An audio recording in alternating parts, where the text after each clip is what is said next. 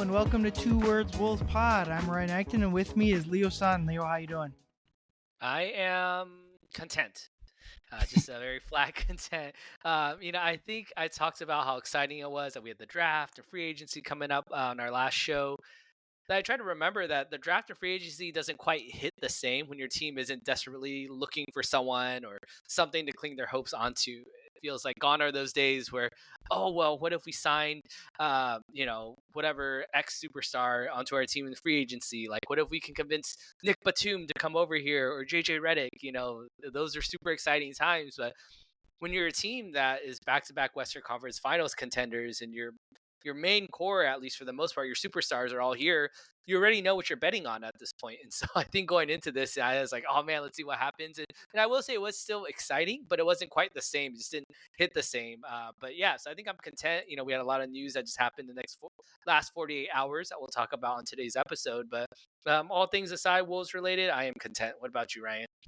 Yeah, with the draft, I've never been a big draft person, but especially the past few years that they've been out of the lottery, it's just like you wait for them to pick someone, and you kind of dive deep into who they end up picking, and you can kind of convince yourself one way or the other there. But I know a lot of people didn't like that they necessarily traded back in the second round, and that's obviously fine. But like, I just kind of like, I'm not sure it's a big enough thing to get too worked up about,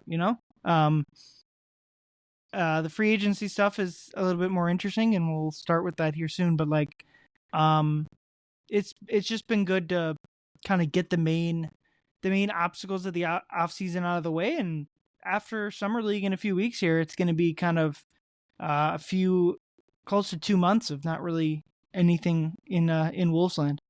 Yeah, there's no Olympic basketball.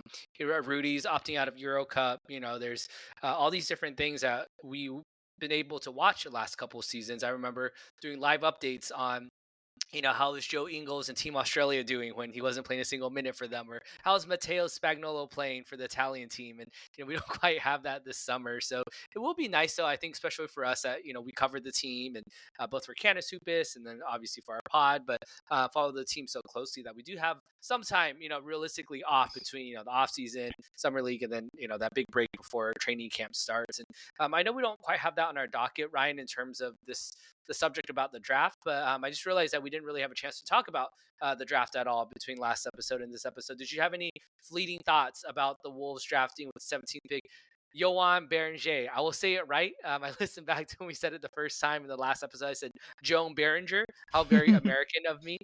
So I must, apologize for that. But with Yoann Beringer that we drafted 17th, and then obviously with the what was it, the 46th or 45th pick? 45, I believe. 45, yeah, with Rocco Zakarski out of Australia. So any thoughts from you, Ryan, on those two picks? Yeah, kind of digging into Beringer, which I was at the Wolves facility for their draft stuff that night. We got to talk to Beringer. I'm sure a lot of people saw the quotes I tweeted out from that. Just his message to we were just on like one of the Wolves PR people was in New York City and was just just gave Yoann his phone, and we conference called in with him that night. So that was an interesting experience. And then obviously in person talked to other members of the Wolves brass. But yeah, they were kind of some information has come out, I think, since I did an episode with Dukowitz at the end of last week. The Wolves had Beringer in their top 10 on their draft board, and Tim Connolly, Matt Lloyd kind of said that the night of, obviously they said he was at the top of their draft board, and they kind of made that known in the sense of the subscript there was like, of the players that realistically could have gone to 17. So like Tim said something like, yeah, the kid in Dallas is pretty good. So like, it's not like they had this kid over flag, but like of any of the players that realistically were going to get to them at 17, this was who they were looking for. I think they were trying to trade up for him if they needed to.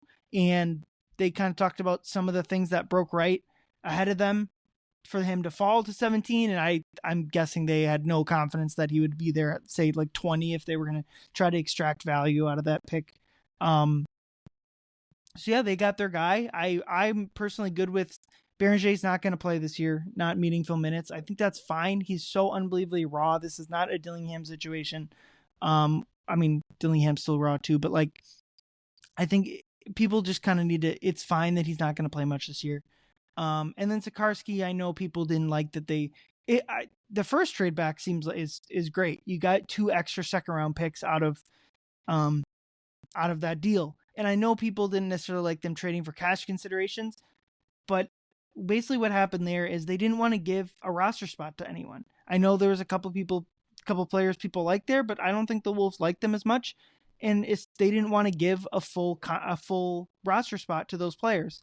And so, I mean, they could have just picked Sikorsky at, 36? I guess that's fine. I don't really care if they picked up cash considerations. That's good. You can go scout an extra player, I guess, with that money or something.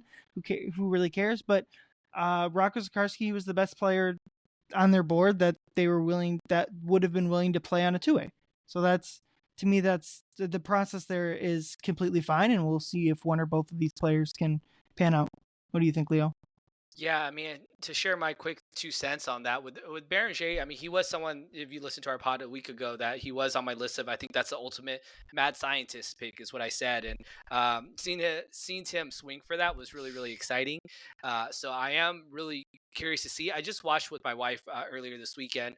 There's a Giannis documentary is on Amazon Prime that came out, I think, last year. So we watched it, and I've long been a fan of Giannis, and just kind of seeing his story from start to finish was really cool. I have his book that I've read halfway through as well too, but kind of seeing the way that he developed late. He was late to basketball.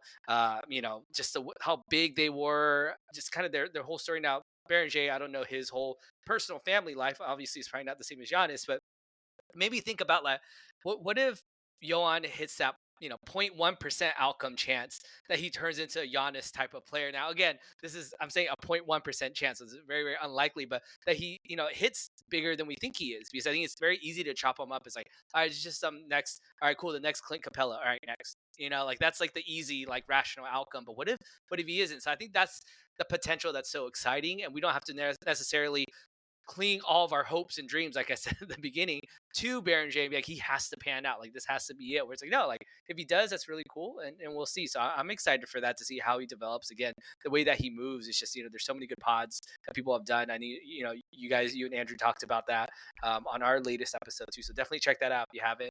As far as Rocco Zikarsky and the process of the second round, yeah, I will say, I'll admit that I am in the camp that was not happy with the process of it. I mean, cash considerations, I don't want to belabor this point, but cash considerations is basically nothing. Like, this is something that owners can just give you more cash. This isn't something that, it's going to help our cap. Like, it's none of that. So it's one of those, like, okay, well, could you at least gotten one more, like, heavily protected second round or something instead? And again, the whole thing felt a little bit to me that Tim Connelly was caught with his pants down in a little bit. When he talks about, almost perhaps unwisely so transparently about what happened the second round with all these agents, 20 guys, 20 people we called already had their agents set up for them to go somewhere or whatever, where it's like, okay, well, then you can't be one of those teams that just kind of wasn't ready for that, right? And so again, we're talking about beans here. This is very likely not going to affect anything about the Wolves this season or even the upcoming seasons.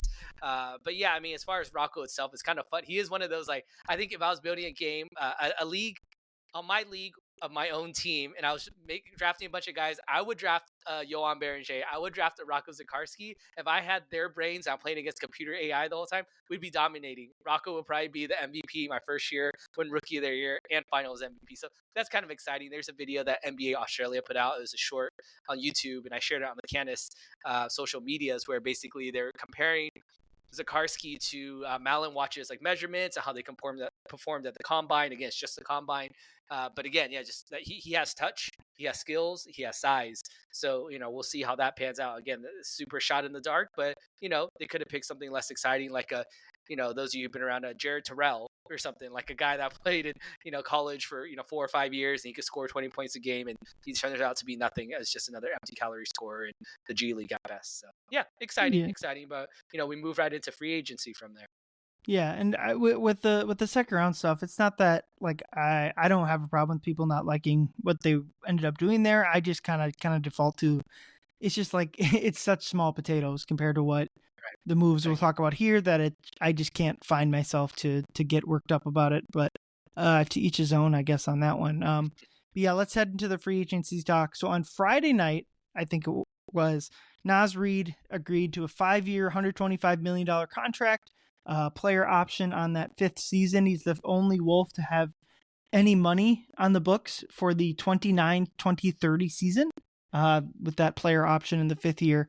But it had been talked about pretty much ad nauseum by local people, which it's another example for me. Listen to your local people. They were right, specifically like John and Chris and those guys that are very plugged in. They were right about everything Durant related, that was never close, that the two sides never kind of got close. There's no offer by the Wolves. And then with this Naz Reid thing, all year, the Wolves' biggest priority to for this offseason we're currently in was to get Naz Reid back. And look at that. The first day they can negotiate with Naz Reid, they come to this extension. So the first question is howl or foul on, is this a good deal for Naz Reid? I'm going to start here just because I have some thoughts. I'm going to go how. To me, it's just such an obviously good deal. And I get that one thing we got to do is try not to focus so much on the raw dollar amount. I mean, Naz next year will make a little over $21.5 million. That's like a number that you or I won't make in our entire professional careers. I wouldn't do the math, but yeah, that's very... I don't know what you get paid, but certainly for me, that's true. $21 million is not a number. Hey man, if Naz is here for 5 more years, 2 words Wolves Pod. I mean, we're the namesake. I mean, who knows? Maybe he picks us up as his official pod. You never know. That's true. That's probably something I should have mentioned up the top. This pod is named after Naz's kind of slogan with the Wolves. So thank you for retaining Naz for a while. We'd never really had talks about if Naz was not on the team anymore. What would you do with the name? And we don't have to even cross that bridge. But so Naz gets paid $21.5 million this upcoming season, and to me, that's the number. If you're going to go with raw numbers, that you need to focus on. I know like $25 million a year, and I believe these are kind of estimates. We don't know the exact dollar value of these, the exact dollar values, but we're pretty confident these are pretty locked in here. But people are going to focus. They're going to take that $125 million divided by 5, and you're going to say he's getting paid $25 million a year. And I would argue he's actually getting paid close to 21.5. And what I mean by that is that's not just his number this year, but because the salary cap is going to go up and the luxury tax and all your key numbers there, they're going to go up 10% pretty much every season. And Naz is getting a projected 8% raise, meaning each year he's going to get less money. And that's true for basically every player under contract. Ant will get less money by percentage of the camp. Rudy, every single person, this is true. So with that said, Naz's number that I said is 13.9%, 13.94% of the salary cap this upcoming season. And by the time, even before he gets before he gets to that player option, he's getting paid less than 13% of the cap. So almost a full percentage point less throughout this 4 years, and close to on that. If he opts into that player option, it'll be a percentage point and a half less of the salary cap. And that's obviously the same of the luxury tax. Next year he's getting paid 11.4%, and of the second apron he's getting paid 10.3%. And all of those numbers are going to go down every year. It's basically, you can't give someone an actual ascending salary because you'd have to pay them 12% raise every year. So that's why I just think this is a great deal, because any long-term deal that isn't a complete overpay is going to be a good deal. And I just think people get so caught up in that $25 million number and be like, $25 million used to be what the best players in the NBA cost. And now guess what? That's what your 6-man 5th starter gets paid. And so to me, it's just like a no-brainer deal. You lock him up. He's going to be under contract your next 4 seasons. If he ends up declining this $28 million player option in 2030, then ultimately you had a pretty darn good 4-year run with Naz Reid. So I'm not even worried about like the player option aspect of it. To me, this is as close to a home run as you can get. Yeah, no, I agree with you a lot of that. Naz isn't my favorite player on the team, but I mean, I think he's a lot of his teammates' favorite player on the team. I think, is what I'm trying to get to, is that continuity matters, and that chemistry matters. And I'm not saying that you should be only making moves based on chemistry. I mean, we kind of saw what happened with Kevin Garnett, and, Trent Hassel, Troy Hudson, all that type of jazz. But that being said, I mean, Nas isn't just some slouch starter that really doesn't do anything. I mean, this is a guy that is highly productive. I mean, I think it's easy to have recency bias and think about like, oh well, he had a poor playoffs aside from maybe the first round for a couple games, and I totally get that. But at the same time, when you sign him to a season, I think so many people just keep thinking, oh, well, Wolves are automatically going to be in the Western Conference Finals against the Thunder again next season. That's not the case. You have to get there, and to get there, especially in such a competitive Western Conference, you need to be a good seed. And to be a good seed, you have to win a lot of games. And think about when Julius Randle was out with injury at the beginning of the calendar year. Look at how Nas played during that time. I mean, he was huge for us during that stretch. And so you can't discount that and say that the regular season doesn't matter, because you can argue that, again, with every team in the West, or almost every team in the West loading up, the regular season matters almost more than the playoffs at this point, because you have to get whatever advantage you can. And so, again, betting on Naz Reid, I think, is a great look. I mean, he has shown to us time and time again that he's willing to improve. Now, does that mean he's a perfect player? No. There's a lot of things he needs to improve on. The defense, the rebounding, especially, and obviously his consistency. But he's a worker. And I mean, if you could think back to when Gerson Rosas first signed him as an undrafted free agent, or as an undrafted player, he was someone that was overweight, had a foot injury issue, didn't know if he could really shoot, was kind of a tweener, and he just kind of evolved into who he is. So that's the kind of guy that I would bet on. And so even when you think about, oh, well, he is what he is, well, he's not. He's 25, right? I think he's 25, 26-ish. And Julius Randle is a great example of someone that plays the same position. And in his late 20s, going to his 30s, I mean, Julius Randle was known as a poor playoff performer, could not play defense. And look at how he shaped up this year. And so I think Naz Reid, I'm not saying he has to wait until he's 30, but that he still will improve. And so I really like that deal. I think it was really funny as a big middle finger to Bill Simmons. He went on a pod recently, just kind of making the circles on social media, where he, I think it was in March, he was saying like, the Wolves are screwed. There's no way that Naz Reid's going to stay there. Naz is as good as gone. And of course, anytime Bill Simmons predicts something for the Timberwolves, the opposite usually happens. So, Naz is here to stay, and I think it's great for the team. I think it's great for the fan base. It's great for him. It's great for the front office. Again, I agree with you. I think that was a great signing. Absolutely. And I do want to also just reiterate that point that you said. If y'all missed it earlier, stop thinking about players and their contracts by the raw numbers. Start thinking of them by the percentage of cap that they're taking. That is like super, super important. I started thinking like that many years ago. And I think that really helps, not get lost in like, oh man, well, remember how much, someone like, I don't know, Andrew Wiggins was making like on 27 million. Well, that was, 10 years ago when that was a huge part of, or like 7-8 years ago, that was a huge part of your entire salary cap sheet. So yeah, I agree with you, Kyle. Yeah. And it doesn't even have to be percent of salary cap, and like the Wolves' effective budget is the second apron level. The like Naz's percentage of the second apron total is 10.37%.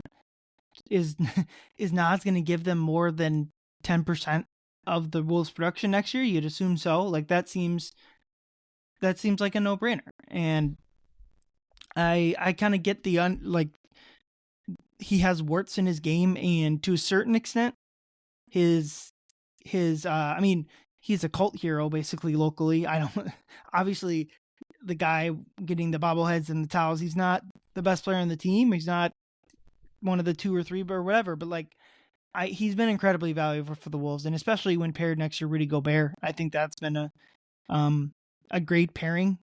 And you look at, I get that the center Naz at center minutes are kind of an adventure at times, but also maybe that's like an area that they like the Wolves want to evolve in as they potentially, maybe not this season or whatever, they transition away from Rudy at some point here. Like they're going to need Naz to play some center minutes. I just think, to me, this is just an obvious, it's almost like, and this kind of applies to what we'll talk about next with Randle. It's like, I don't know what else people wanted them to do. You wanted them to just let Naz walk?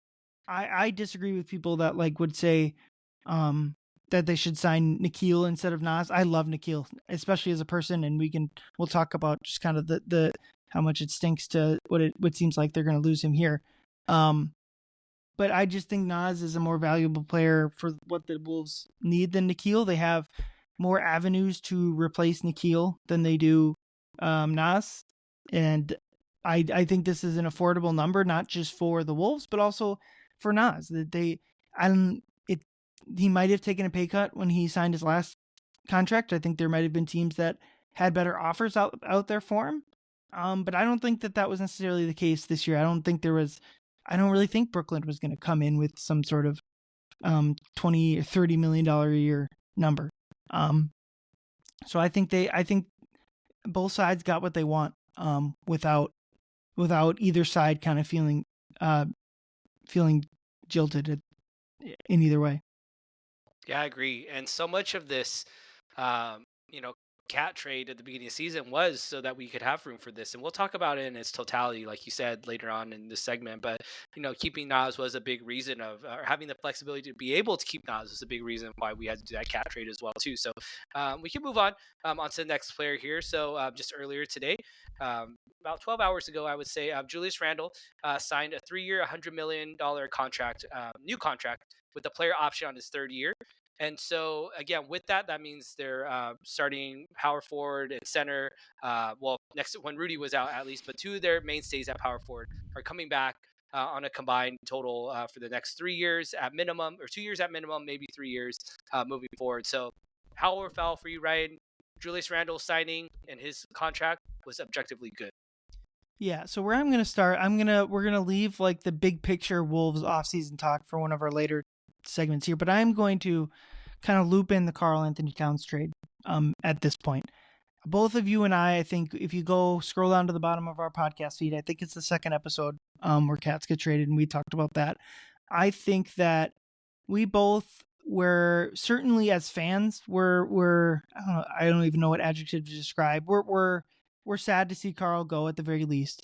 And we're either a mix of we didn't like the trade or found a way to understand it, but we certainly had our reservations about it, and kind of we're worried that they were going to blow up a team that made the West Finals, the greatest Wolves team of all time. I think still was that team that upset Denver in Game 7.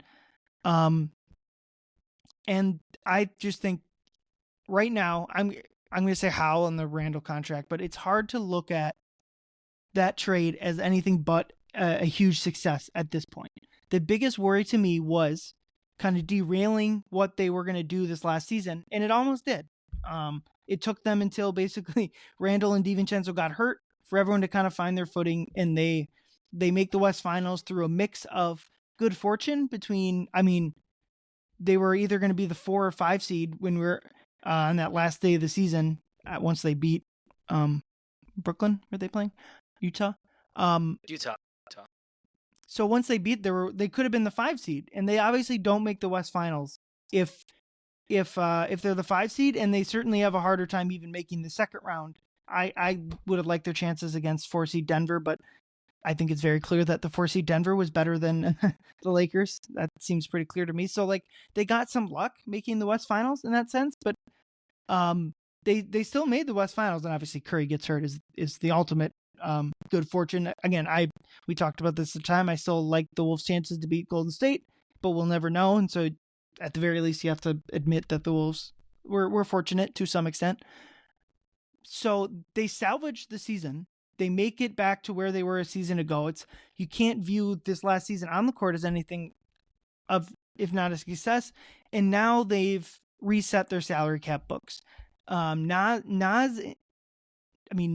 and Julius this next season will make little over $52 million, and Cat will make 53. And that'll continue the next, basically Cat's and Julius's deals are the exact same now in terms of 2 guaranteed years and then a player option after that. So they're paying Naz and Julius less than they were paying Cat, and they got Dante out of it and Behringer out of it. I just think they're so much better set up. Yeah, their overall total salary would be the same if they had kept Cat.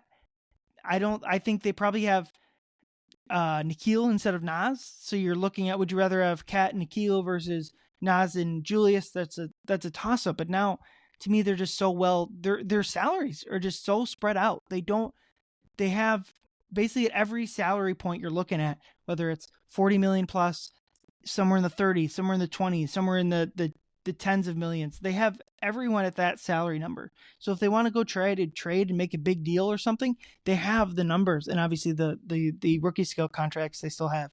I just think it's incredibly well set up. Am I thrilled that Julius Randle, the triumvirate bigs of Randle, McDaniel, Randle, Gobert, and Naz are back? I'm not necessarily thrilled at that, just because I didn't think it fit well, but it's kind of similar to Naz. I think this Randle contract is a fair value. And also, to a certain extent, what did you want them to do?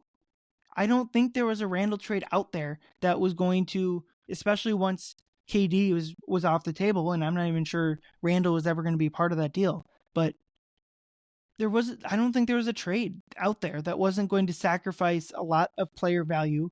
Randle's going to get them a lot of regular season wins this year. The playoffs are still kind of a question mark. At least, I mean, he was great in the first 2 rounds, but like the OKC series was kind of a disaster for him. I think people are kidding themselves if they think Cat would have performed better in that OKC series than Randle did, as much as I love Cat. I think this is fair value. He might have set a record for most turnovers in the game. Like if didn't foul out. Yeah. It would have been rough. But I think this is fair value for Randle, and now they can still, I believe Krasinski was tweeting out that they could trade him before the start of the season, or they could do it at the deadline next offseason. Like they have a lot of avenues, and they keep the core of a team together that should project to win 50 plus games this next year. Yeah, I'm with you on this completely, Ryan. I think I'm gonna say Howell as well too. I think it is a objectively good contract situation. Similar to you, I'm less excited about this than probably the Naz deal, just because of their age and who they are as players and the way we kind of watch them.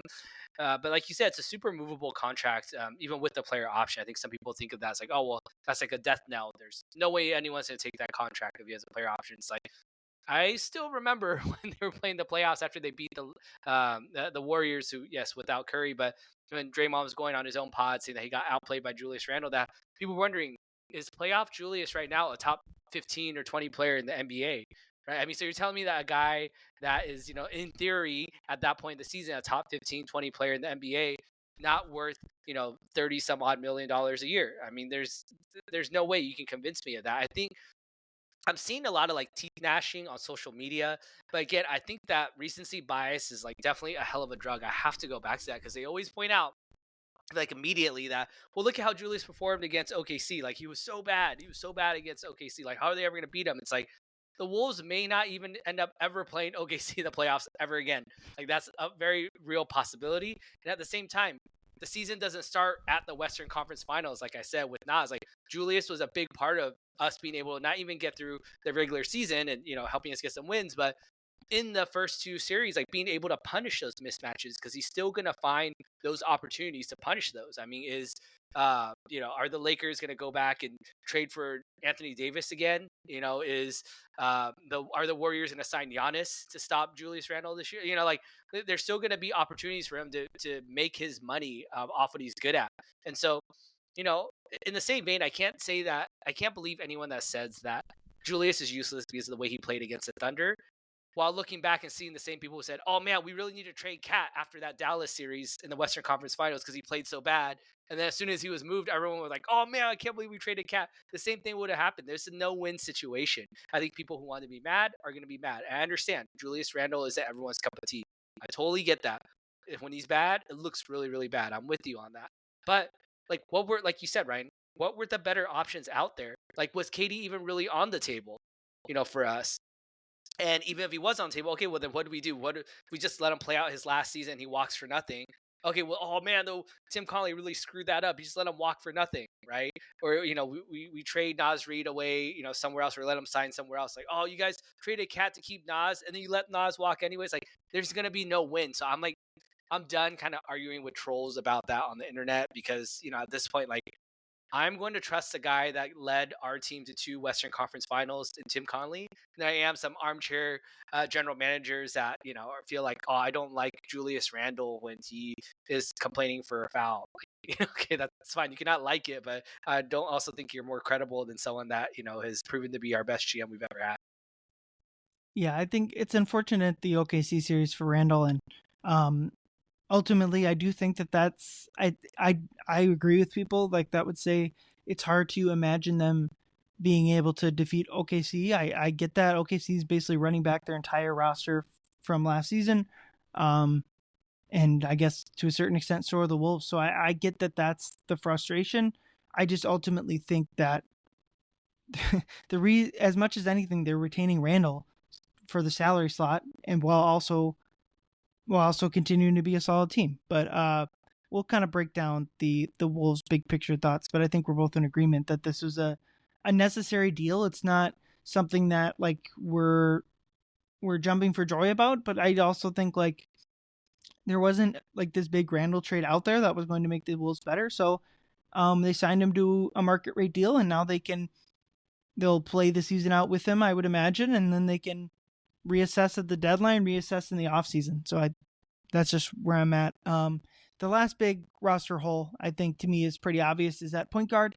They have an aging Mike Conley as their starter right now, and at the opposite end of the spectrum, their backup is Rob Dillingham, who never really found a groove last season among lack of minutes played, being 19 years old, and some ankle sprains that kind of ill-timed at a point in the season where it probably would have gotten a little bit of run.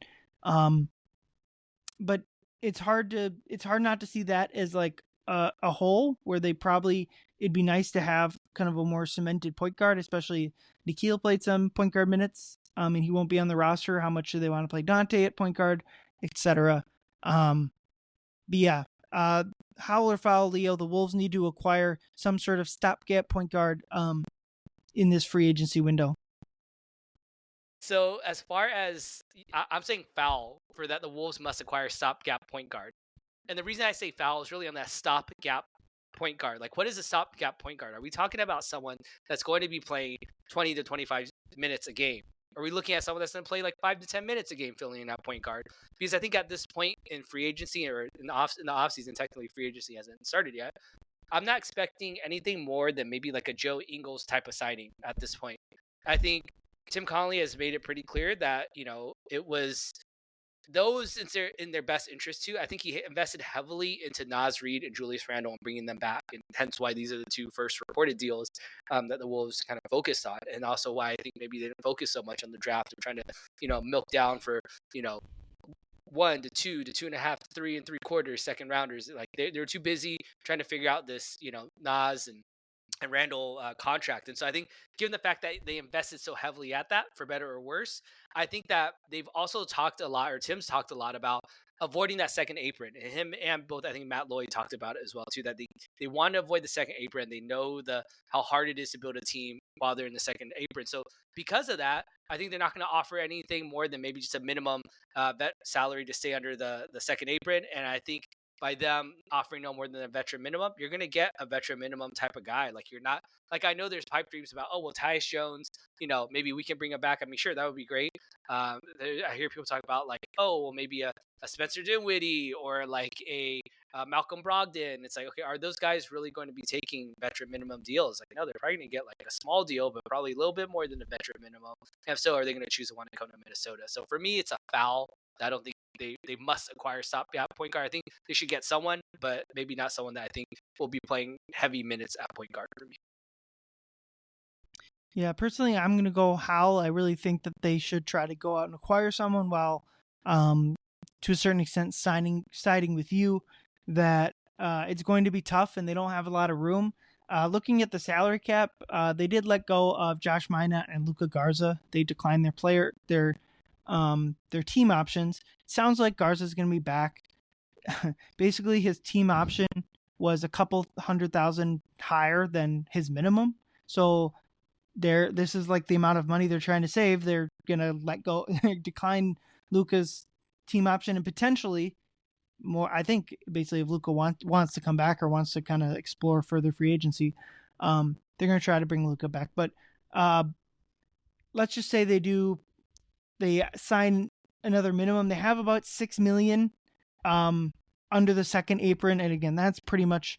There's no reason to go into the second apron unless you're making some sort of huge trade. So as we're looking at some sort of small point guard signing, they're not going to go, or nor should they go into the second apron. So basically, they do have kind of about $6 million to spend, and the non-tax or the taxpayer mid-level is $5.6 million. So they could pay that that taxpayer mid-level exception. The problem with that is if you use that, you are hard capped at the second apron. So no matter what you do, you are not allowed to go into the second apron, which makes things very difficult potentially. But what it also does is it restricts your movements at all. So they're likely not going to use that full taxpayer mid-level, which limits you further. If they were willing to pay the taxpayer mid-level, the type of guy you'd be looking at would be like Tyus Jones, Russell Westbrook, Chris Paul, Dennis Schroeder, Dinwiddie, Trey Jones, that Malcolm Brogdon you mentioned, Delano Banton, I don't know. Those would be the type of guys you're looking at. If you could get Tyus or Trey, I think that'd be great. If maybe one of those guys falls to you at a closer versus like a $5 million, if you can get them at slightly above the minimum at 3, I think that'd be great. But ultimately, kind of similar to our second round pick discussion, we're talking about the 10th guy in the rotation, the 12th guy in the roster, that type of signing. So it's probably not worth kind of digging into it too deep. The other guys that you can look at is bringing back like Monte Morris, Campaign, Kyle Lowry, DeLon Wright. These are like the level of guys that Jordan McLaughlin is another one. Bones. I mean, that is probably not terrible. I don't really have a problem with that, but ultimately these type of guys aren't moving the needle. I think they will ultimately sign some sort of point guard. I would almost guarantee it. I feel like just because you need 3 point guards on the roster, like Mike misses a week and you just need someone to play guard minutes. So I think they'll sign someone. You're telling me Tristan Newton is not ready for minutes yet? Tristan Newton is not on the Timberwolves roster, so no, I do not. R.I.P. Pour one out. But to your point, I don't see it as going to be some sort of big move for them. But I and as John Krasinski has tweeted out, they're going to try. They're going to try to get some sort of solid point guard, and I do think just kind of eventually they're going to have to figure something out with this point guard position. Yeah, I'm going to do what I usually tell people not to do, and which is to overreact to Summer League, because if Rob Dillingham is averaging 25 points a game and like 8 assists with minimal turnovers, I'm going to be like, we don't need a backup point guard. We don't need another point guard. Rob's ready. Start him. I'm going to overreact to that. I already know myself. But yeah, I mean, you can always call up. Patrick Beverley's always looking for a job. Austin Rivers, I'm sure he could take a break from podcasting as well too. Anyone heard of a guy named Matteo Spagnuolo? I think we still have some sort of rights to him. What about Leandro Balmaro? Maybe he can get another call up. No, but I do think there will end up being someone there. I'm just trying not to get my hopes up in terms of someone that's going to be really, really great. I mean, I hope to be, wrong on this, that they do acquire someone that can actually play legitimate minutes and not force Rob into a he must play situation. But yeah, it'll be interesting to see, because I think that it kind of leads us into our next topic here, that assuming that this is going to be the Julius Randle contract extension was the final non-minimum move, running it back was the right decision for the Timberwolves. How or foul? For me, this is just like an obvious foul, and we did kind of touch on it earlier, but like I don't see the move that was going to, like, that either just made sense to them or just like was going to put them in this category next to OKC as Western Conference or title favorites. I just never saw. I did see it when Durant theoretically wanted to come here, and you could move Randall, DiVincenzo, and that's it. Or what the pick that ended up becoming Bernier, or like some sort of package around that. I think that move would have really helped them, but it didn't. Through Durant not wanting it, it never really even became a discussion for the Wolves. So once that happened, I just think this was the way they needed to go. They re-sign use all the money you can under the second apron, re-sign the players you can. They got Randall and Naz Reid into their back on the books under the second apron. I think it's impressive from Tim Connolly to be able to do that. And my biggest thing is, no, I don't. I think the Wolves are kind of in a similar place that they were a year ago, or at least kind of maybe not a year ago, but like midseason, where I think we thought the team was better than whatever the record showed. But the playoffs even proved this out, that we didn't see them as a title team. I think I mean, I don't think OKC beat them up pretty good, and I think Indiana would have beaten them up pretty good too. I don't think so. I don't think that like they were like they're a fantastic team. They deserve to be. I would pick the Wolves against pretty much every other Western Conference team from last year, other than OKC. I think you accomplish two goals. You run back that team. You're going to have a competitive team. You should, to me, you should be a top 3 seed regular season. And according to Vegas, you're 5th or 6th best team. I have the 5th or 6th best odds to win the title next year.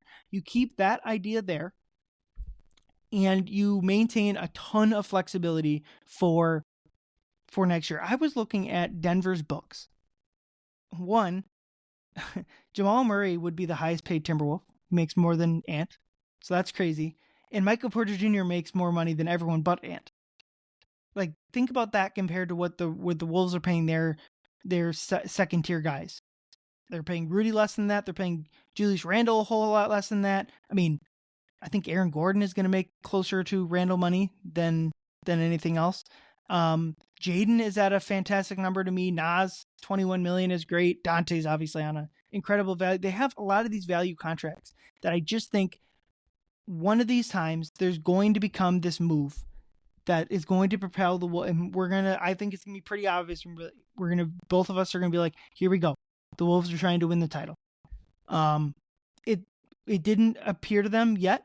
And I think it's impressive that they were able to keep this playoff ready roster while doing it. And then I look at next offseason. So right now they're basically going to be second neighbor and out. They're going to have, like, by the time, even if you just sign minimums all the way down to 15 roster spots, you're basically at 1.5 million or so before the second apron. But right now, for next season, they already have 10 guys under contract, assuming we're picking up the team options of Rob Dillingham, Shannon, and Leonard Miller, even if we can call it 9 guys if we're not picking up Lenny. But that gives you almost 30 million in space under the second apron, and that's just created by two things. One, Mike Conley's 10 million is off the books. Ultimately, there's a good chance this is Mike's final season. If it's not Mike's final season, Mike will be back on some sort of $5 million, $4 million deal if he's still a quality NBA player at that time. So I'm not even worried about Mike's money coming off the books, to be honest. But they have pretty much, other than Mike, they have their entire roster under contract for next season, whether it be fully guaranteed or team option. And they have 29.5 million under the second apron. They are in such a good financial space, especially when you consider with Cat, they just had no room, no movement. And you saw that this last year, they tried to make deals at the deadline, and the second apron basically just made it impossible. So they have all this room. If, like, the worst happens, and I'm not going to go cronky and explain what the worst happening is. Hopefully people recognize what what I'm making. The Wolves have luxury tax space. They have 9.5 million. They could, if they really wanted to, if they don't view themselves next year as like a quality team, they could stay under the luxury tax and reset that repeater. I don't think that'll be the case, but like, that's an option for them. They're going to be in such a good spot next offseason to make some sort of big trade while keeping their depth, assuming like Dillingham and Shannon are quality NBA players. I just think they're in such a good spot. They have both things you need. I guess there's 3 things you kind of need. They don't have picks. But they have young talent, they have depth, and they have Ant Edwards is as good of a top player.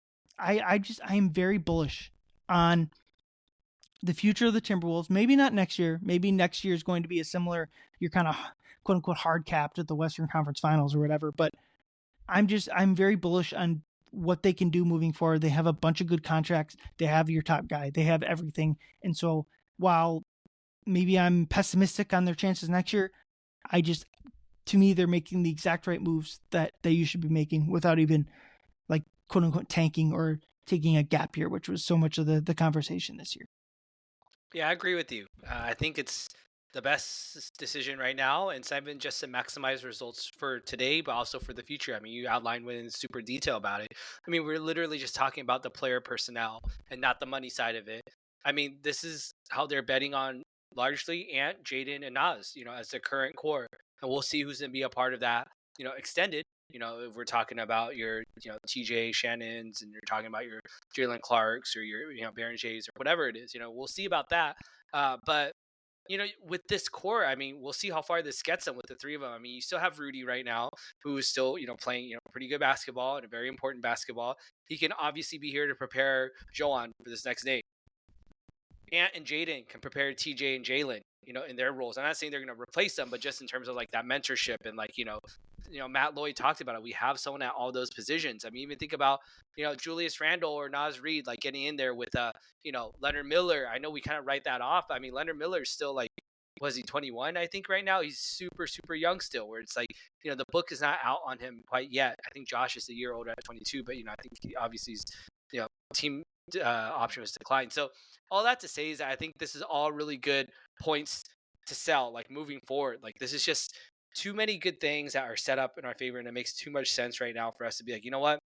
Let's blow it up, cash all of our chips in everything we've built in the last, 3 to 4 years, just for like one shot at it right now with like a, 37 or 36 going on 37-year-old, Kevin Durant, or, mortgaging your future for like a, I don't know, whoever else is out there, like a Trey Young or whatever like that. So yeah, I think this is best. And, we kind of get to, the final domino here. The Wolves are looking at Nickeil Alexander-Walker, looking at their cap sheet and being like, it's probably not going to happen. I mean, it's been reported by, I think, John Krasinski earlier today that Nickeil Alexander-Walker is maybe likely getting offers that are larger than the MLE, the mid-level exception. So he may be looking at somewhere in the higher teens that he's going to be able to be offered from other teams that are really going to be competitive for him.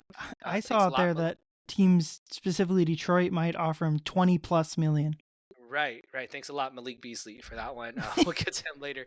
No, but yeah, I mean, so with that said, I mean, he's very obviously probably going to be the odd man out. It's very unlikely that Nickeil, who hasn't had a huge payday in his career, in his young career yet, is going to just opt for friendship and just stay here for a minimum MLE that or whatever we can offer at this point. So with that said, our last hour foul is that the Wolves must get something back for Nickeil Alexander-Walker in a sign-in trade.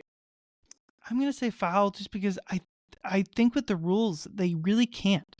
In the sense of if they're going to help Detroit, let's say, like, because Detroit can only offer the mid-level, but like the Wolves could theoretically pay Nickeil whatever they want.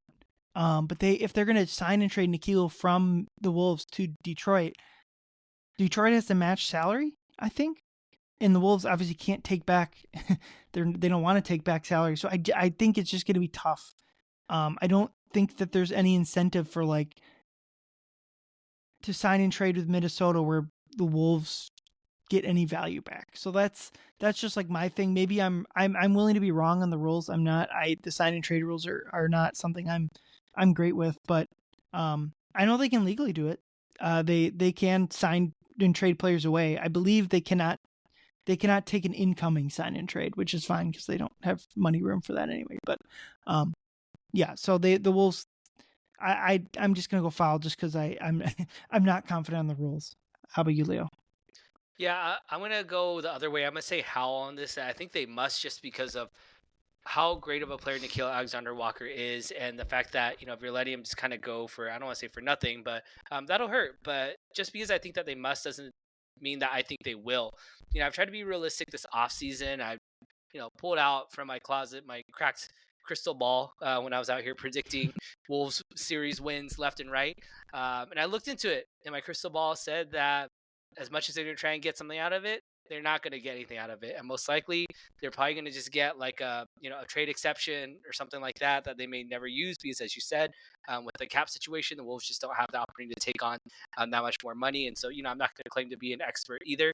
That's not my wheelhouse in terms of the CBA and what can or cannot come back. I saw some people murmuring out there about Atlanta. Atlanta could be in the market for Nickeil Alexander-Walker type. I mean, they have a lot of players that kind of fit that identity as well too. And they did just get a juicy pick from I think what's the best of New Orleans, and I forget who the other team was. And that pick that really crazy pick that they traded to move up. New Orleans traded up to go get Derek Queen. So maybe that's something, an asset they could get back is a juicy, future draft pick, but I doubt it. But I think a competitive market for Nikhil is good, in a sense that, like, yeah, we're probably not going to be able to sign him anyway. So, if people are competing for him, maybe we can get something out of it. Again, I don't think that's going to happen, but it's possible. But we'll see. It sucks because I do love Nikhil Alexander Walker a lot. Like, similar to you, he was the first player I ever got to interview for media when I started going to games live in person. He's a guy that's very transparent. He's very candid. Gives great responses. I just love the way that he plays. I tried to buy Nikhil Alexander Walker jersey at Target Center, but thanks a lot, Wolves team store. They didn't have any out there. But yeah, so I'll be sad to see him go, but I'll be rooting him on. I'll be a little bit excited / nervous to see what happens. I mean, he was wearing the sacred divine number 9 for the for the Timberwolves, and so that 9, if he isn't returning, will be going to someone else. So if someone can keep Ricky Rubio number safe moving forward, I'd like to see who it is next. Yeah, I mean, I had a great time speaking with Nikhil the few times I got to in the locker room. I know that my favorite memory I'll share is a week or two after he had his kid. I went to talk to him to congratulate him and just kind of shoot the crap about being dads, because my son was turning 1 upcoming at that time, and we just talked about the cliches of fatherhood and just like the stuff, everything from the hospital to basically everything. So it was one of the first times I was in the locker room before a game, so I was certainly nervous to talk to any of those guys. So I appreciate Nikhil just being a good dude that way. All the all the Canadian guys are like that. It's a cliche with the Canadians, but I know they're back when I was in college, Iowa State had a Canadian player back then, and when I was a freshman, just like first day on campus, I saw him at the lunch hall and talked to him, and he took a minute to talk to me instead of like just not blowing you off, but like even just like say, hey, thanks, and walking away. No, he spent time talking to me. So yeah, Nikhil's that same way, and it stinks that he won't be on the Wolves next year. But it's good for him that he's going to get paid what he should have probably 2 seasons ago when he signed with the Wolves. And also just, I think one thing that's interesting is the Wolves, even if they they were just not going to be in the market for Nikhil, even if they hadn't signed like Julius, like he's just going to get paid more than I think the Wolves want to pay him, and that's good for him. But before we move on to the Lynx, I want to just, assuming I do think they could make some big trade kind of similar to the timing of the Cat trade last year, and I guess we'll talk about that if and when the rumors of that come out. But for now, I think the roster is pretty much set. Kind of the most likely scenario we kind of thought was bringing back Julius and Naz, letting Nikhil go, and you try to replace him with guys like Shannon and Clark and Dillingham. What are your expectations for the season? Because for me, the regular season, my expectations are pretty darn high. I think they should be the 2 seed. I think they should be the second best regular season team. And I think like Denver as a regular, you can debate Denver as a postseason kind of comparison for the Wolves, but as a regular season, I just think like the Wolves are just way more set up as a regular season team. And if they're the 3 seed and Houston's above them, I think that's fine too. Houston is a really good roster, so in that case, it's really a 2 or 3 seed. But I just think so much of the issues that plagued them this last season are not going to be there. I would expect Randle, Dante, and Rudy all to have much better seasons, which will allow Ant to continue to ascend without needing to be going 3-on-1 like he so often was in like the December moments of this last season. But then ultimately it'd be like they'd be favored in the first round. They'd be a coin flip series with Houston, and then it'd be a tough battle against Oklahoma City. What are your thoughts? Yeah, I'm actually with you. I actually was thinking like a top 3 seed for sure. There's always room for, you got to save room. I mean, knock on wood, for some type of an injury, or just some type of thing going on where there's unexpected players going on or some bad losses here and there. But yeah, I do have my expectations a lot higher. I don't recall exactly what my expectations were in our preseason predictions going into this last season, but I definitely think getting into playoffs and winning around with something like that. But I think this year, yeah, for sure. We'll talk about it later in my final 2 words, but I think that there's no reason. I mean, they're not like a Golden State Warriors or Los Angeles Lakers or even Los Angeles Clippers, where they're gonna have to rest guys at some point, right? Like they're not gonna be going full throttle regular season the whole way. Like they're just too old at this point. Um, and then I mean, you have like these young teams where on paper it seems like yeah, Houston should absolutely be there, right? I mean, but then it rarely works that way. I mean, look at the Phoenix Suns. You can't just put a bunch of players that seem to make a lot of sense together on the team and work out immediately. It's not to say they'll be bad because I mean, I think Kevin Durant's not necessarily a bad problem, but it's going to take some time for them to gel as well too. I mean, Houston's been handing out some paydays of their own that are a little bit questionable in my opinion. But I think the biggest wild card to me is going to be some of those young, scarier looking teams. I'm speaking specifically about the San Antonio Spurs to see how they're going to pan out this upcoming year. I don't think they're going to challenge for a top 3 seed, but I do think that they will be a little bit more surprising than people think. That I don't think they're going to be looking at a play-in at all. They're for sure going to be looking at a top 6 seed. I think just given their health situation. But yeah, it's going to be a really exciting season. I think not many teams got worse this offseason. So I don't think the Thunder are going to just blast through everyone the same way that they did this last season. Yeah, I think my general, like, if I were to put teams in categories, and it's probably too soon to do this before even free agency, but it's like OKC's in a tier by themselves. The next tier to me would be like the Wolves, the Wolves, Houston, and the Nuggets. The Lakers, I would kind of put them kind of in a tier down more with, like you said, San Antonio, maybe the Clippers and the Warriors. Maybe the Lakers are in a tier by themselves, and the Clippers, Warriors, Spurs, Mavs, and it's a whole hodgepodge basically. Right. For below that, for your teams that are to me going to be fighting for the last regular playoff spot and the playing spots, and then you're looking at down at the bottom is very clearly going to be Utah. Yeah. And then I guess even Portland, you probably throw in that hodgepodge. Do you put New Orleans up there, or are they at the bottom? I kind of think they're closer to the bottom, but I mean, if Zion is healthy, then they're definitely in the hodgepodge. So and then what year is this? How many years have we done this? Right? No, but that's I'm just saying, like, yeah, I get it. And then your King Bros are just woof, and the Phoenix people are. Good luck with your 8,000 shooting guards, but yeah, I think we're fairly on the same page there. But season doesn't start for what? Preseason starts in like 3 months. 3 I think. months? Yeah, so I think we got a whole free agency period to figure all that out. But Leo and I wanted to wrap up with some Lynx talk. They beat the crud out of the league worst Connecticut Sun. It doesn't help that Marina Mabry, their best player, is missing, but the Wolves or the Lynx. Well, Alan Horton was calling one of the games, and he said he did what I just did and called them the Wolves instead of the Lynx. Corrected himself immediately, but it's kind of how it goes. But yeah, Leo, I'll just give you the floor. What are your Lynx talks as they lead the league here and with the top record? I'm gonna start with a disclaimer for those of you who are listening to this and maybe newer to the WNBA. You should try to avoid doing what we call MNBA, the Men's National Basketball Association, comparisons. But just for the simplicity of this exercise, I think that this Lynx team is doing what it feels like the Thunder did to their opponents in the regular season. I mean, they have one superstar, obviously, in Nafisa Collier, who's a league-leading, getter for not only just for the MVP award, but I mean, she was named an All-Star captain. She was one of the 2 top vote getters.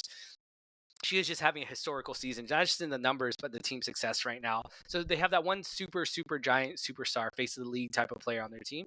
But then they have a bunch of role players who are just starring in their roles. And they're just grinding teams out. I mean, look at Caleb McBride, a Courtney Williams, Atlanta Smith. I mean, these are players that, they might not be playing in, all the All-Star games. I mean, K-Mac made the All-Star game last year. And, I think with that, they're grinding teams out with solid defense and just kind of a next player up mentality. Like, it doesn't matter who's going to go off. K-Mac went off for 20-some points. Alana Smith went off for like 20-some points, career high recently as well, too. You never know who's going to give it to you. And so I think they're just like an absolute buzzsaw. They're obviously very motivated by last season, but hitting that sweet spot where they're not losing sight of this season. Like, they're taking it as a journey right now. And just the way that they're playing right now, you just always have this confidence that no matter how much they're down, they're going to come back. I mean, yeah, you said, they smushed the Sun today, but they had one of their most impressive wins of the season just a couple of days ago against the Atlanta Dream, who are actually one of the upper echelon teams. I mean, they signed Brittany Griner, Brianna Jones. And, They still have Ryan Howard, and Jordan Canada's healthy, so they're a really good team. And the Lynx were down 7 points in the final couple minutes of the game, and they bounced back. They were down multiple possessions in overtime, and they bounced back, and all the numbers were terrible. They were out rebounded by like 15 rebounds. They had more turnovers in the Dream. They had They gave up more free throws to the Dream. I mean, everything was kind of in their way. They let the Dream shoot 65% in the first half, yet they still bounced back. So again, if you haven't, I encourage you to watch the highlights of that Dream Lynx game. I think it was on Friday. I think it happened right as the Naz Reid news kind of broke there. So yeah, great game, great Lynx. Your thoughts, Ryan? You've been covering them. You've been at the stadium quite a few times already. Yeah, so I was looking at just kind of weird things are at with the Lynx. One, they're the favorites for the 1 seed in this regular season. They're 3 games clear in the loss column of any other team, as the Liberty drop a few, and who's the other team and the Phoenix lost tonight as well. Yeah. Fia's almost certainly going to win MVP. She's miles above everyone else, and they have the second best championship odds at plus 250, behind the Liberty at plus 140. And I just think that to me, like, so you bet 250 or you bet 100 to win 250. I just think that's like incredible value. To me, the Lynx are far closer to like a toss up to win the title than they are like being 2.5 times your money. That's surprising to me. I continue to be fairly surprised that they're being overlooked this much. I do, and don't you dare clip this part of it. The Caitlin Clark discourse is so unbelievably maddening, and I'll file it even under just like my Iowa State Iowa bias here, but like, she is one of the most overrated players I have ever seen. I think she will go on to be one of the great players in WNBA history. I really do. But she has a lot of warts in her game right now. She's turning the ball over 5.9 times a game after doing so 5.6 last year. She is shooting, and willing to put this as just a bad 9 games. She's shooting under 30% from 3. And that to me, that feels like, yeah, the pull up from half courts are fun, but like, can we get some better looks in there? And again, I sound like a fucking hot take guy, but like, I don't. And the reason I'm doing this is so Fee gets named as an all-star captain, rightfully so. She's gonna win MVP, and then Caitlin Clark is the other one, and ultimately, like, it's a business. Caitlin Clark is obviously the most popular player in the league, so that's fine. But like, Caitlin Clark has the second best odds to win MVP. The Fever, are they still below 500? Have the third best odds to win the title? What are we doing? I don't get it. Like, are we? Is it? I don't get. I know it's like a freaking culture war. Not Caitlin's fault at all. She says the right things pretty much at every single juncture. It's crazy to me how much more attention the Fever and, to a lesser extent, the Liberty get compared to the Lynx, who to me are far and away the best team in the league right now. And so I'm just kind of flabbergasted the coverage that the W gets. Yeah, I mean, this could turn into a really, really long discussion here, but yeah, I'm with you. I mean, so for those of you who are not aware, the Indiana Fever are currently 8-8. They are literally right in the middle of the standings right now. Why do they have the third best title odds? That makes zero sense. Right. I mean, so I think this all kind of comes back to the casuals that are following the WNBA who are here just because, oh, I heard that one white girl is pretty good on the Indiana team, and so they want to skew their viewpoints to be like, okay, well, she's the best, and she is good. Else is she's good, yeah, but she definitely is not at that second for MVP. I mean, the Fever are struggling. She has another former number 1 overall pick in Leah Boston that's on her team. They signed a future Hall of Famer and Dewana Bonner to their team, who has already requested a trade because she didn't like playing with Caitlin Clark over there. So there's more that to the picture that a lot of people don't know about with the Fever. And yeah, I mean, look, I am more than happy with the Fever and the Liberty getting the spotlight, and the Lynx just continue churning away, just keep getting better. The Lynx are, even though they're by far the best team right now, they still have so much meat on the bone in terms of how they could get better still. They're still turning the ball over a lot. They're just not consistent with the energy that they're playing with. So they could still even get better. And so I'd rather them continue to just lead all the way. No one talks about us. We'll get better. And then when it comes time to playoffs, and like, they'll see. So. And you just know, I think the Lynx are gonna. We'll see if it'll be a little bit disappointing if Caitlin is hurt for this Commissioner's Cup game on Tuesday, but you just know that like Cheryl is talking about Oh this. my gosh. Oh, she is. She gets. I love Cheryl so much as the coach of the Lynx. It's so freaking. It's so great. I'm very glad that like there wasn't some disaster scenario where the new ownership kind of. I mean, they're not idiots. Like they see how good the Lynx are. There's no A-Rod and Lori have no reason to come in and touch anything negative with the Lynx. Just let them keep doing what they're doing. Obviously, I think they're going to win the title. I'm not like a very confident sports fan. I'm as confident as anything. I think they're going to win the title. I think they're much better than New York. At least certainly at this point of the season. They're motivated. They have everything going. I think the Lynx are going to win the title. But ultimately we're a few months away from that. And it'll be a fun season. We'll see what. Yeah, if you're listening from Minnesota, go attend a game there on a homestand, I believe, right now. So if you have a chance, go check out a game. If you have the atmosphere. I've been there for a game before. Obviously, if you're watching on TV, you can see it. Target Center is always packed for them. It's great basketball. It's a great product. It's gonna be a great time. Support women's sports for sure. Yeah, it's a fun time. I don't get to cover as much as I'd like to, just with work and life and stuff. But it's certainly a fun time, and they're as good. I know like the popular thing here is like Minnesota sports are cursed, or if you're frustrated by the Wolves losing out in the Western Conference Finals, watch the Lynx, man. They're awesome. It's good basketball. It's not. I get that they're not out there dunking or whatever, but like it's phenomenal basketball, and they're kicking butt as we saw tonight. But let's wrap up with our 2 words. My 2 words: sports gambling. Leo mentioned it briefly. Malik Beasley, allegedly, or whatever word you want to use, was doing something, betting on games in the NBA. Well, we don't really have many more details other than that. I kind of go more to it's not exactly the most shocking thing that Malik Beasley did something not smart. Unfortunately, we kind of saw some of that when he was here with the Wolves. I just kind of go to the bigger picture stuff where it's just like you see gambling ads just everywhere.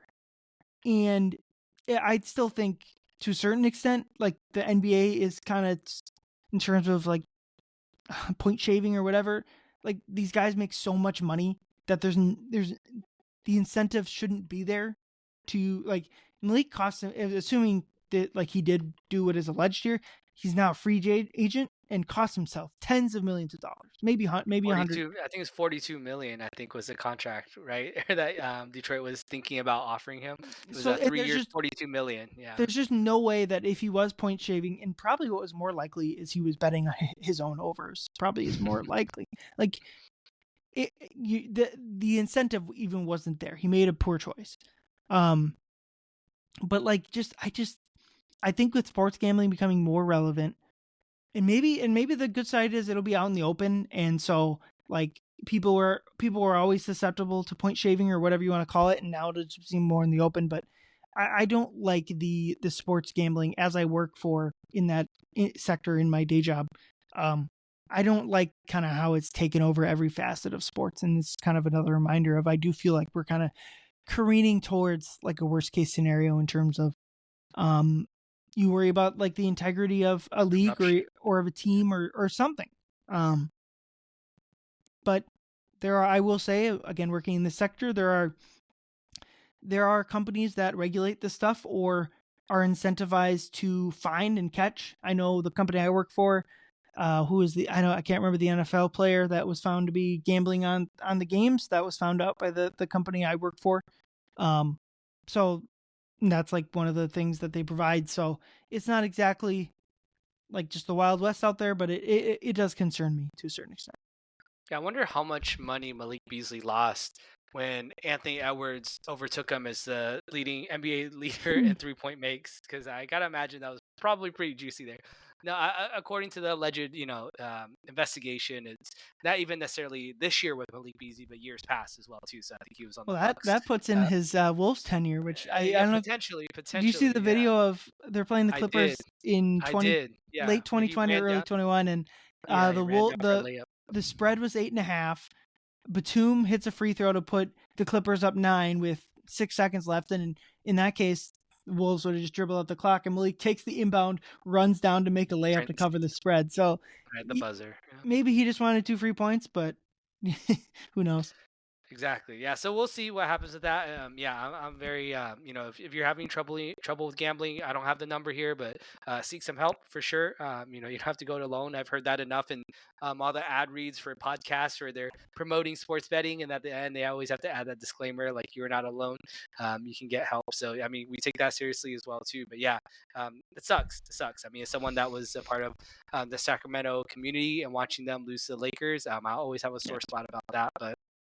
Fuck the Lakers. So, all right, my 2 words. Continuity matters. That is my 2 words, and I'll continue to bang that same drum of remember the 2024 Wolves. They might not have the sexiest names out there, but I'm going to start giving more and more credit to Tim Connelly in the way that he's doing things. I think there's that 2024 Wolves team where they had that first round exit. Well, 2024 they lost. Or 2023, they lost to the Nuggets in the first round in 5 games. And then the next year, they ran it back. That was Rudy's second year there.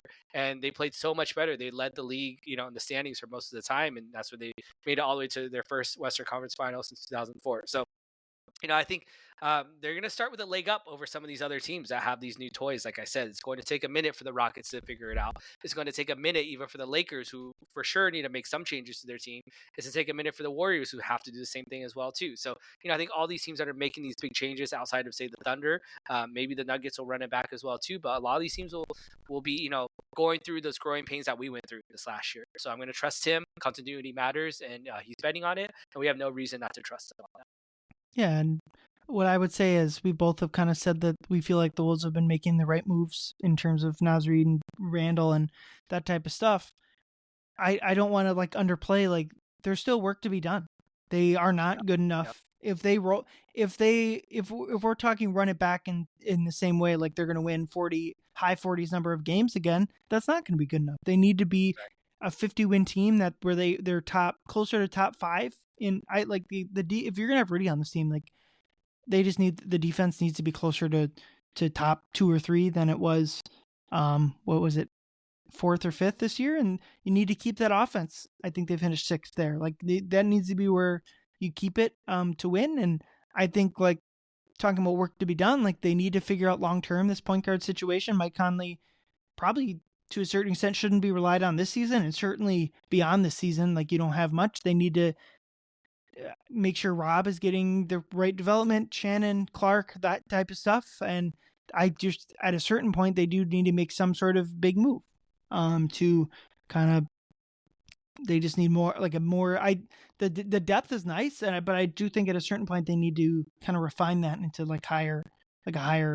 another star, quote unquote. Yeah, we don't need to get into it, but LeBron James did opted into his player option today, so we'll see what that means. Maybe he's a missing piece. No, I'm Randall just kidding. For LeBron, who says no? Is that what you're? Yeah, right.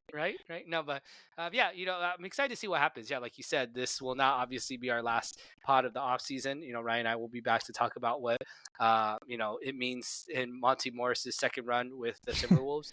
Or whatever the case is. There's to be some moves to be done, but Summer League is just around the corner in the next couple of weeks. I think July 10th is going to be their first game. So you've never been out to Summer League, definitely go check it out. I've gone many times.